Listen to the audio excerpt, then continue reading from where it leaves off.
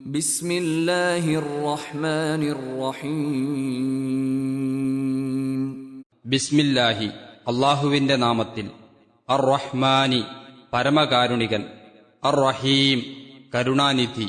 പരമകാരുണികനും കരുണാനിധിയുമായ അള്ളാഹുവിന്റെ നാമത്തിൽ.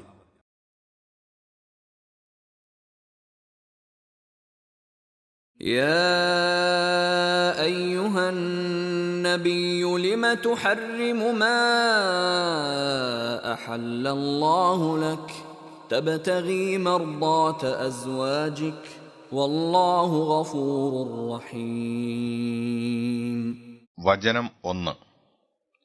യാ അയ്യുഹൻ നബിയു, ഹേ നബിയെ, ലിമ തുഹരിമു, എന്തിനാണ് ഹറാമാക്കുന്നത്, നിഷിദ്ധമാക്കുന്നത്, മാ അഹല്ലല്ലാഹു, അല്ലാഹു ഹലാലാക്കിയതിനെ, അനുവദനീയമാക്കിയതിനെ, ലക, നിനക്ക്, തബ്തഗി, നീ ഉദ്ദേശിച്ചുകൊണ്ട്, തേടിക്കൊണ്ട്, നീ തേടുന്നു, മർദാത, പ്രീതി, തൃപ്തി, അസ്വാജിക, നിന്റെ ഇണകളുടെ, ഭാര്യമാരുടെ, വല്ലാഹു ഗഫൂറുൻ, അല്ലാഹു പൊറുക്കുന്നവനാണ്, റഹീമുൻ, കരുണാനിധിയാണ്. ഹേ നബിയെ, അള്ളാഹു നിനക്ക് അനുവദനീയമാക്കി തന്നിട്ടുള്ളതിനെ നീ എന്തിന് നിഷിദ്ധമാക്കുന്നു? നീ നിന്റെ ഭാര്യമാരുടെ പ്രീതിയെ തേടുന്നു. അള്ളാഹു വളരെ പൊറുക്കുന്നവനും കരുണാനിധിയുമാകുന്നു.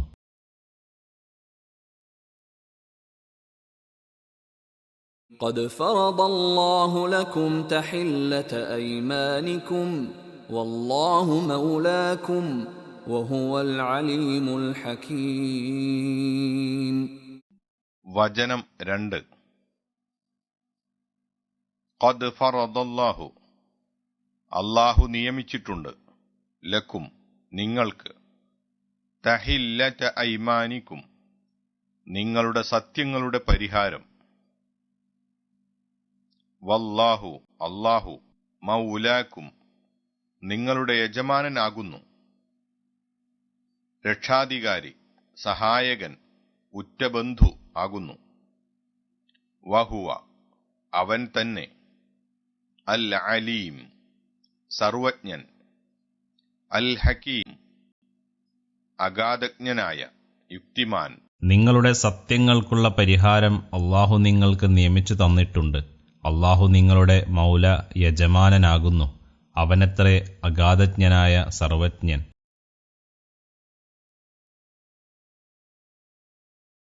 وَإِذْ أَسَرَّ النَّبِيُّ إِلَى بَعْضِ أَزْوَاجِهِ حَدِيثًا فَلَمَّا نَبَّأَتْ بِهِ وَأَظْهَرَهُ اللَّهُ عَلَيْهِ عَرَّفَ بَعْضَهُ وَأَعْرَضَ عَنْ بَعْضٍ فَلَمَّا نَبَّأَهَا بِهِ قَالَتْ مَنْ أَنْبَأَكَ هَذَا قال نبأني العليم الخبير. വചനം 3. വഇദ് അസറ, രഹസ്യം പറഞ്ഞ സന്ദർഭം, സ്വകാര്യം പറഞ്ഞ സന്ദർഭം, അന്നബിയു, നബി, പ്രവാചകൻ, ഇലാ ബഅദ്, ചിലരിലേക്ക്, അസ്വാജിഹി, തന്റെ ഭാര്യമാരിലെ, ഹദീസൻ, ഒരു വർത്തമാനം, ഫലമ്മാ നബ്ബഅത്, എന്നിട്ടവൾ വിവരമറിയിച്ചപ്പോൾ, ബിഹി, അതിനെപ്പറ്റി, വഅൽഹറഹു, അദ്ദേഹത്തെ വെളിവാക്കി കൊടുക്കുകയും അദ്ദേഹത്തിനു വ്യക്തമാക്കി കൊടുക്കുകയും, അല്ലാഹു, അല്ലാഹു, അലൈഹി, അതിനെപ്പറ്റി, അർറഫ, അദ്ദേഹം അറിയിച്ചു, മനസ്സിലാക്കി, ബഅദഹു, അതിൽ ചിലത്, വഅഅറദ, തിരിഞ്ഞു കളയുകയും ചെയ്തു, വിട്ടുകളയുകയും ചെയ്തു, അൻ ബഅദിൻ, ചിലതിനെ, ചിലതിൽ നിന്ന്, ഫലമ്മാ നബ്ബഅഹ, അങ്ങനെ അദ്ദേഹം അവൾക്കു വിവരമറിയിച്ചപ്പോൾ, ബിഹി, അതിനെപ്പറ്റി, ഖാലത്, അവൾ പറഞ്ഞു, മൻ അംബഅക, അങ്ങേക്ക് ആർ അറിയിച്ചു തന്നു? തനിക്ക് ആർ അറിയിച്ചു തന്നു? ഹാദാ, ഇത്. ഖാല, അദ്ദേഹം പറഞ്ഞു, നബ്ബഅനി, എനിക്ക് വിവരമറിയിച്ചു, അൽ അലീം, സർവജ്ഞൻ, അൽ ഖബീർ, സൂക്ഷ്മമായി അറിയുന്നവനായ. തന്റെ ഭാര്യമാരിൽ ചിലരോടു നബി ഒരു വർത്തമാനം രഹസ്യമായി പറഞ്ഞ സന്ദർഭം. എന്നിട്ട് അവൾ അതിനെക്കുറിച്ചു മറ്റൊരാളോട് വിവരമറിയിക്കുകയും അള്ളാഹു അദ്ദേഹത്തിന് നബിക്കു അതിനെപ്പറ്റി വെളിവാക്കിക്കൊടുക്കുകയും ചെയ്തപ്പോൾ അതിന്റെ ചില ഭാഗം അദ്ദേഹം അറിയിച്ചു കൊടുക്കുകയും ചില ഭാഗം വിട്ടുകളയുകയും ചെയ്തു.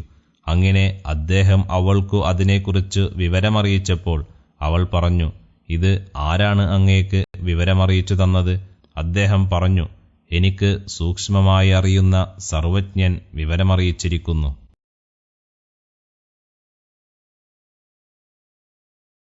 ഒന്നാം വചനത്തിൻ്റെ വിശദീകരണം. ആയിഷ റളിയല്ലാഹു അൻഹ പ്രസ്താവിച്ചതായി ബുഖാരി, മുസ്ലിം റഹിമഹുമുള്ള മുതലായവർ ഇപ്രകാരം ഉദ്ധരിക്കുന്നു. അസർ നമസ്കാരം കഴിഞ്ഞാൽ നബി സല്ലല്ലാഹു അലൈഹി വസല്ലമ തൻ്റെ ഭാര്യമാരുടെ അടുക്കൽ പോകാറുണ്ടായിരുന്നു. കൂട്ടത്തിൽ സൈനബയുടെ അടുത്ത് പോകുകയും അവിടെ നിന്ന് തേൻ കുടിക്കുകയും ചെയ്തിരുന്നു. ഞാനും ഹഫ്സയും കൂടി ഇങ്ങനെ പറഞ്ഞൊത്തു. നബി സല്ലല്ലാഹു അലൈഹി വസല്ലം, ഞങ്ങൾ രണ്ടുപേരിൽ ആരുടെ അടുക്കൽ വന്നാലും അവൾ അവിടത്തോട് ഇങ്ങനെ പറയണം, തിരുമേനിയിൽ നിന്ന് മഗാഫീറിൻ്റെ വാസന അനുഭവപ്പെടുന്നുവല്ലോ.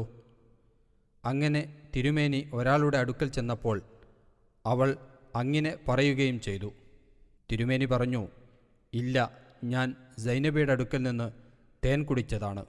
ഇനി അത് ആവർത്തിക്കുന്നതുമല്ല. ഞാൻ ശപഥം ചെയ്തിരിക്കുന്നു, നീ മറ്റാരോടും ഇതിനെപ്പറ്റി പ്രസ്താവിക്കരുത്. മഗാഫീർ എന്നു പറഞ്ഞത് ഏതോ ഒരു വൃക്ഷത്തിൻ്റെ കറ അഥവാ ഗൂന്ത് ആകുന്നു. അതിൻ്റെ വാസന സുഖകരമല്ല, രുചിയാകട്ടെ മധുരവുമാണ്. ഈ സംഭവത്തെ തുടർന്നാണ് ഈ വചനങ്ങൾ അവതരിപ്പിച്ചത് എന്നാണ് ബലമായ അഭിപ്രായം. വേറെയും അഭിപ്രായങ്ങളുണ്ട്. ആയിഷ റളിയല്ലാഹു അൻഹ അബൂബക്കർ റളിയല്ലാഹുവിൻ്റെ മകളും ഹഫ്സ റളിയല്ലാഹു അൻഹ ഉമർ റളിയല്ലാഹുവിൻ്റെ മകളുമാകുന്നു. തിരുമേനിയുടെ പത്നിമാരിൽ ഇവർ രണ്ടുപേരും തമ്മിൽ പ്രത്യേക സ്നേഹബന്ധമുണ്ടായിരുന്നു. മറ്റുള്ളവരെക്കാൾ അഭിമാനികളുമായിരുന്നു. ആ നിലക്ക് സൈനബ റളിയല്ലാഹു അൻഹയുടെ അടുക്കൽ നിന്ന് നബി സല്ലല്ലാഹു അലൈഹി വസല്ലമ തേൻ കുടിക്കാറുള്ള വിവരം അറിഞ്ഞപ്പോൾ അവർക്ക് രണ്ടുപേർക്കും അതത്ര രസിച്ചില്ല. മേലിൽ ആ പതിവ് ഇല്ലാതായി തീരുവാൻ വേണ്ടി രണ്ടുപേരും കൂടി എടുത്ത ഒരു സൂത്രമായിരുന്നു അത്. ഇത് കേവലം സ്ത്രീ സഹജമായ ഒരു സ്വഭാവമാണല്ലോ. നബി സല്ലല്ലാഹു അലൈഹി വസല്ലമ തിരുമേനിയാകട്ടെ തന്നിൽ നിന്ന് സുഗന്ധമല്ലാതെ ദുർഗന്ധം പുറത്തു വരുന്നത് ഒട്ടും ഇഷ്ടപ്പെടാത്ത ആളുമാണ്. അള്ളാഹു ഹലാലാക്കിയ അഥവാ അനുവദനീയമാക്കിയ ഒരു ഉത്തമ വസ്തുവാണു തേൻ. ചില ഭാര്യമാരുടെ അപ്രീതി സമ്പാദിക്കാതിരിക്കുവാൻ വേണ്ടിയാണ് തിരുമേനി മേലിൽ അത് കുടിക്കുകയില്ലെന്ന് ശപഥം ചെയ്തത്. ഇതിനെക്കുറിച്ചാണ് അള്ളാഹു തിരുമേനിയെ ആക്ഷേപിച്ചത്. അത് തിരുമേനിയുടെ പദവിക്ക് യോജിച്ചതായില്ല, അഥവാ ഭാര്യമാരുടെ പ്രീതിക്കു വേണ്ടി ആ പറഞ്ഞത് നന്നായില്ല എന്നതാണ് ആക്ഷേപത്തിന് കാരണം. എന്നല്ലാതെ അള്ളാഹു അനുവദനീയമാണെന്ന് കൽപ്പിച്ച ഒരു കാര്യം തിരുമേനി നിഷിദ്ധമാണെന്ന് അഥവാ ഹറാമാണെന്ന് വിധിച്ചുവെന്നോ അള്ളാഹുവിൻ്റെ വിധിയെ നബി സല്ലല്ലാഹു അലൈഹി വസല്ലമ അവഗണിച്ചുവെന്നോ അല്ല ഉദ്ദേശം. നബി സല്ലല്ലാഹു അലൈഹി വസല്ലമ തിരുമേനി ഒരിക്കലും അങ്ങനെ ചെയ്യുകയില്ലെന്ന് സ്പഷ്ടമാണല്ലോ. നബിയെ എന്ന് വിളിച്ചുകൊണ്ടാണ് അള്ളാഹു ആക്ഷേപം ഉന്നയിക്കുന്നത്. അള്ളാഹു വളരെ പൊറുക്കുന്നവനും കരുണാനിധിയുമാണ് എന്ന് പറഞ്ഞുകൊണ്ട് അത് സമാപിപ്പിക്കുകയും ചെയ്തിരിക്കുന്നു. ഇതുപോലെ നന്നല്ലാത്ത വല്ല വിഷയത്തെക്കുറിച്ചും സത്യം ചെയ്തു കഴിഞ്ഞാൽ പിന്നീട് അതിന് പ്രായശ്ചിത്തം ചെയ്തു മടങ്ങേണ്ടതുണ്ട് എന്ന് അടുത്ത വചനത്തിൽ ചൂണ്ടിക്കാട്ടുന്നു. രണ്ടാം വചനത്തിൻ്റെ വിശദീകരണം. ചെയ്ത സത്യത്തിൽ നിന്ന് മടങ്ങുമ്പോൾ അതിന് പ്രായശ്ചിത്തം നൽകേണ്ടതുണ്ടെന്ന നിയമം ഓർമ്മിപ്പിക്കുകയാണ് ഈ വചനം ചെയ്യുന്നത്. പ്രായശ്ചിത്തം എന്താണെന്ന് സൂറത്തു മാഇദ 92 വചനത്തിൽ പ്രസ്താവിച്ചിട്ടുണ്ട്. 10 ദരിദ്രന്മാർക്ക് ഭക്ഷണമോ വസ്ത്രമോ നൽകുക, അല്ലെങ്കിൽ ഒരു അടിമയെ മോചിപ്പിക്കുക, സാധിക്കാത്ത പക്ഷം 3 ദിവസം നോമ്പ് പിടിക്കുക. ഇതാണ് സത്യത്തിൽ പ്രായശ്ചിത്തം അഥവാ അൽ കഫാറ. നബി സല്ലല്ലാഹു അലൈഹി വസല്ലമ അരുളി ചെയ്തതായി അബൂ ഹുറൈറ റളിയല്ലാഹു അൻഹു ഇങ്ങനെ നിവേദനം ചെയ്തിരിക്കുന്നു. ഒരാൾ ഒരു കാര്യം സത്യം ചെയ്തിട്ട് അതിനേക്കാൾ ഉത്തമം മറ്റൊന്നാണെന്ന് കണ്ടാൽ അവൻ തൻ്റെ സത്യത്തിന് പ്രായശ്ചിത്തം നൽകുകയും ഉത്തമമായത് ഏതോ അത് ചെയ്യുകയും ചെയ്തു കൊള്ളട്ടെ. മുസ്ലിം. ഏതെങ്കിലും നല്ല കാര്യത്തിന് തടസ്സമായേക്കുന്നതോ നന്നല്ലാത്ത കാര്യത്തിന് കാരണമായേക്കുന്നതോ ആയ വല്ല ശപഥവും ചെയ്തു പോയാൽ അതിന് പ്രായശ്ചിത്തം നൽകിക്കൊണ്ട് അതിൽ നിന്ന് മടങ്ങേണ്ടതാണ് എന്ന് സാരം. 3-ാം വചനത്തിൻ്റെ വിശദീകരണം. സൈനബ റളിയല്ലാഹു അൻഹയുടെ വീട്ടിൽ നിന്ന് തേൻ കുടിച്ചതും മേലിൽ കുടിക്കുകയില്ലെന്ന് സത്യം ചെയ്തതും തിരുമേനി ഹഫ്സ റളിയല്ലാഹു അൻഹയോട് പറഞ്ഞപ്പോൾ ഇത് ആരെയും അറിയിക്കരുതെന്നു കൂടി പറഞ്ഞിട്ടുണ്ടായിരുന്നുവല്ലോ. പക്ഷേ ഹഫ്സ റളിയല്ലാഹു അൻഹ ആ വിവരം ആയിഷ റളിയല്ലാഹു അൻഹയോട് പറഞ്ഞു. ഈ വിവരം വഹി മുഖേന അള്ളാഹു നബി സല്ലല്ലാഹു അലൈഹി വസല്ലമക്ക് വിവരം കൊടുത്തു. തിരുമേനി തൻ്റെ സ്വകാര്യം പുറത്തായ വിവരം ഹഫ്സ റളിയല്ലാഹു അൻഹയെ അറിയിച്ചു. എങ്കിലും ചില ഭാഗം മാത്രമേ തിരുമേനി പ്രസ്താവിച്ചിട്ടുള്ളൂ. കാരണം മുഴുവൻ ഭാഗം അറിഞ്ഞതായി പ്രസ്താവിച്ചാൽ അത് അവർക്ക് അപമാനമായിരിക്കുമല്ലോ. തങ്ങൾ തമ്മിൽ നടന്ന ഈ രഹസ്യം എങ്ങനെയാണ് തിരുമേനി അറിഞ്ഞത്? ആയിഷ റളിയല്ലാഹു അൻഹ നബി സല്ലല്ലാഹു അലൈഹി വസല്ലമയോട് പറഞ്ഞിരിക്കുമോ എന്നൊന്നും അറിയാതെ അവർക്ക് പരിഭ്രമമായി. ആരാണ് അങ്ങേക്ക് ഈ വിവരം അറിയിച്ചു തന്നത് എന്നവർ തിരുമേനിയോട് ചോദിച്ചു. എല്ലാം അറിയുന്ന അള്ളാഹുവാണ് അറിയിച്ചു തന്നതെന്ന് അവിടുന്ന് ഉത്തരം പറഞ്ഞു. ഇതാണ് ഈ വചനത്തിൻ്റെ താൽപ്പര്യം. നബി സല്ലല്ലാഹു അലൈഹി വസല്ലമയ്ക്ക് എതിരായി നടന്ന ഈ ഗൂഢപ്രവർത്തനത്തിൽ പങ്കെടുത്ത രണ്ടുപേരുടെയും പേര് വ്യക്തമാക്കാതെ രണ്ടുപേരെയും അഭിമുഖീകരിച്ചുകൊണ്ട് അള്ളാഹു പറയുന്നു.